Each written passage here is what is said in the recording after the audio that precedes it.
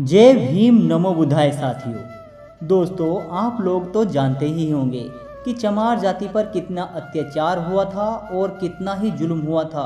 उस यहाँ तक कि लोग उनको अछूत भी कहते थे और ऊंची जात वाले लोग उनको छूने से भी डरते थे। तो दोस्तों, आइए जान लेते हैं ऐसा क्या हुआ था। दोस्तों, हमारे हिंदू धर्म की सबसे बड़ी कमजोरी है जात पात का भेदभाव करना, और इसी आपसी भेदभाव के कारण हमारा हिंदू समाज हजारों वर्षों तक गुलाम बना रहा।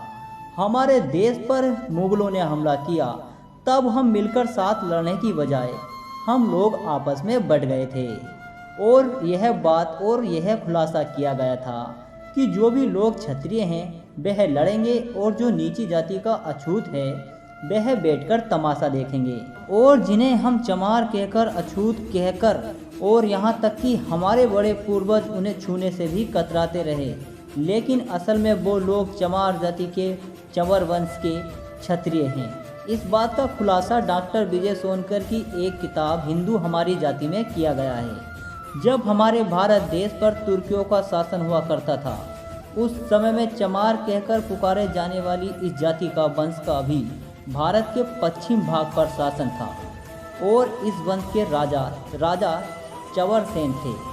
आज के समय में जिन लोगों को चमार और नीच जाति का कहकर संबोधित किया जाता है, इतिहास में उन लोगों को कहीं भी संबोधित नहीं किया जाता था। प्राचीन काल में ना तो चमार जाति पाई जाती थी और ना ही चमार शब्द पाया जाता था और ना ही इस नाम की कोई जाति हुआ करती थी। दोस्तों, चमार शब्द का प्रयोग सबसे पहले सिकंदर लोदी ने किया था।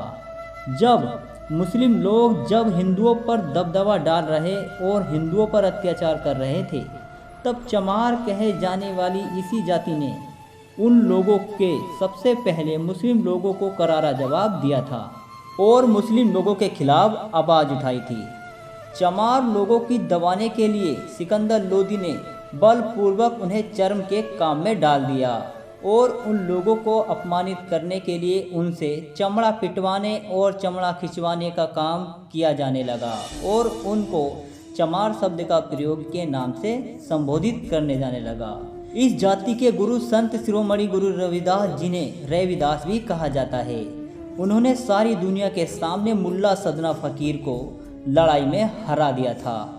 मुल्ला सदना फकीर ने अपनी हार मान ली थी और वो हिंदू बन गया था, लेकिन सिकंदर लोदी इस बात से आंख बबूला हो उठा और गुस्से से उन्होंने संत रविदास को जेल में डाल दिया। उसके बाद चमार जाति के चंवर सेन के इन वीरों ने ही दिल्ली को चारों तरफ से घेर लिया और इसी के चलते सिकंदर लोदी को संत रविदास को छोड़ना पड़ा था। चमार जाति के इन वीरों ने कई बलिदान दिए, हिंदू धर्म का पूरा साथ दिया और सोचने की बात तो यह है कि इतने जुल्म सहने के बाद भी चमार वंश के वीर हिंदू ही बने रहे और जिन्होंने कभी भी इस्लाम धर्म को नहीं अपनाया। और हमारे चमार जाति को, हिंदुओं को अपने लोगों से ज़्यादा भरोसा अंग्रेज़ों पर था, जिन्होंने झूठ बोलकर हमारे ही लोगों को अछूत बना दिया। और दोस्तों, अगर आज हमारा हिंदू समाज टिका हुआ है, उसका सबसे बड़ा कारण चमार जाति के यही वीर हैं। उन्होंने अपने आप को नीच कहलाना पसंद किया और दूसरों के नीचे काम करना पसंद किया, लेकिन कभी भी इस्लाम धर्म को नहीं अपनाया।